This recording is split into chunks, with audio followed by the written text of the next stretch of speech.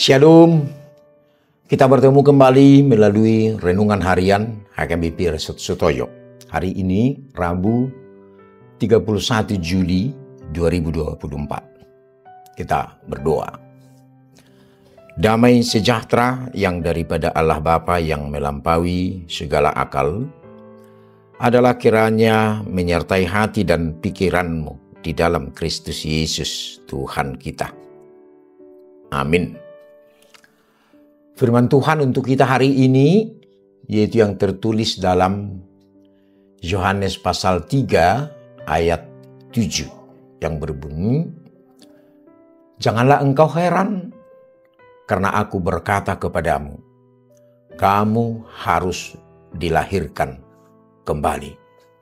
Dalam bahasa Batak, unang malongang roham, ala hudok tuho, ikut tubuh hamu sian gicang.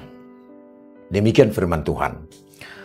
Saudara yang terkasih dalam nama Tuhan Yesus Kristus, kita hari ini sebagian dari percakapan Yesus dengan yang bernama Nikodemus, seorang pemimpin agama Yahudi.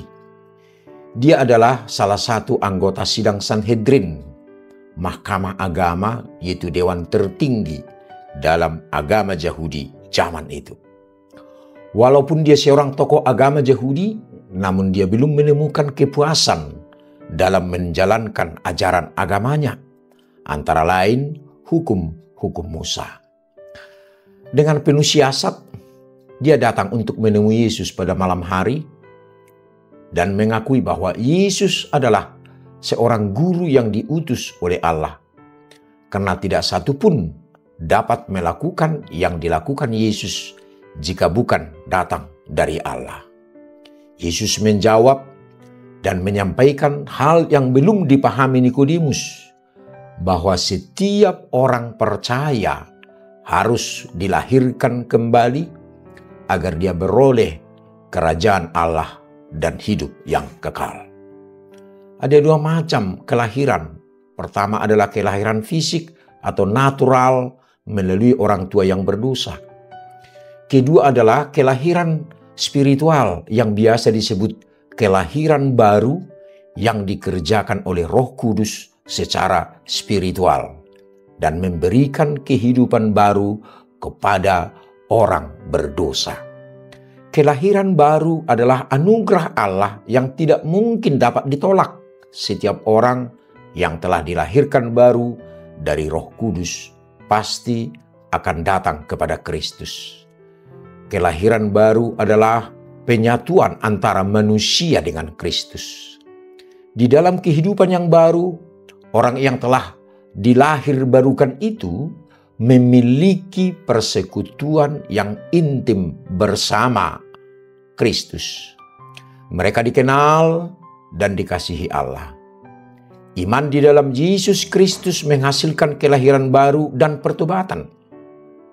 Orang-orang yang telah dilahirbarukan tidak akan pernah kehilangan keselamatannya, bahkan mengalami kedewasaan rohani dengan ditandai kesanggupan menerapkan buah roh dalam kehidupannya.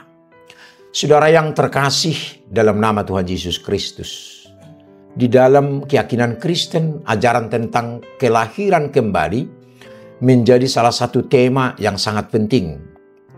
Orang yang percaya kepada Yesus Kristus sebagai Tuhan dan Juru Selamat diharapkan juga bisa menjalani hidup baru bersama Tuhan. Hidup baru tersebut adalah hasil dari proses yang disebut sebagai kelahiran kembali. Di dalam proses tersebut, orang diajak untuk mematikan kedagingannya bersama dengan kematian Kristus untuk kemudian dibangkitkan bersama dengan Kristus ke dalam kehidupan baru. Roma 6 ayat 4-6 menuliskan, dengan demikian kita telah dikuburkan bersama-sama dengan Dia oleh baptisan dalam kematian, supaya sama seperti Kristus telah dibangkitkan dari antara orang mati oleh kemuliaan Bapa, demikian juga kita akan hidup dalam hidup baru. Sebab jika kita telah menjadi satu dengan apa yang sama dengan kematiannya, kita juga akan menjadi satu dengan apa yang sama dengan kebangkitannya. Karena kita tahu bahwa manusia lama kita telah turut disalibkan, supaya tubuh dosa kita hilang kuasanya, agar jangan kita menghambakan diri lagi kepada dosa. Mengenai konsep hidup baru atau manusia baru ini, seringkali menjadi pemahaman yang salah bagi orang percaya.